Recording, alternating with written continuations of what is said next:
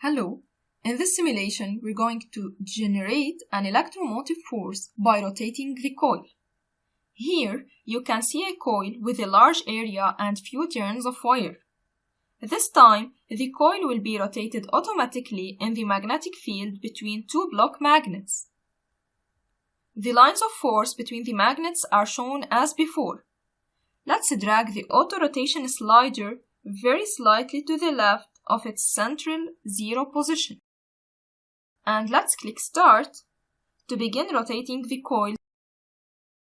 Now let's drag the slider halfway along to the right to make the coil rotate faster. And let's select Flux through coil to see a graph that shows how the flux through the coil varies as the coil rotates.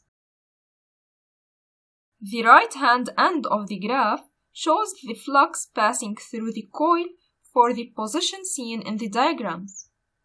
Earlier readings move off to the left. Let's slow the rotation down a little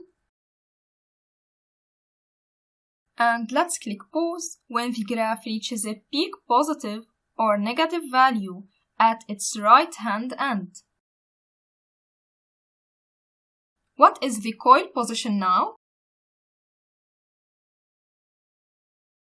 Yes, it's vertical. Let's click Resume to continue the rotation. And now we're going to click Pause when the graph reaches a 0 value. What is the coil position now? It's horizontal.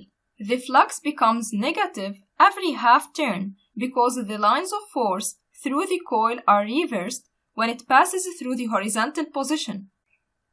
Let's click Resume to continue the rotation and deselect Flux through coil to remove the flux graph. Because the flux through the coil is changing as it rotates, an electromotive force should be generated in it. So let's select the induced electromotive force to see a graph that shows how the electromotive force varies as the coil rotates.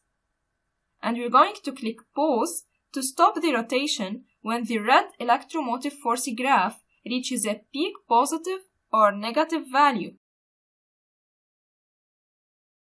What is the coil position now? Yes, it's horizontal. Let's click Resume to continue the rotation, and we're going to click Pause when the red electromotive graph reaches a 0 value. What is the coil position now? Yes, it's vertical. Let's click Resume to start the rotation again. And we're going to select Flux through coil so you can see both the flux and the electromagnetic force graphs together. And we're going to click Pause when the blue flux graph has a 0 value. You will see that the red electromotive force graph has reached a peak value. So, the induced electromotive force is greatest when the flux through the coil is least, but at this time, the flux is changing at the greatest rate. Let's click Resume and increase the speed of rotation by moving the slider to the far right. What happens to the induced electromotive force graph?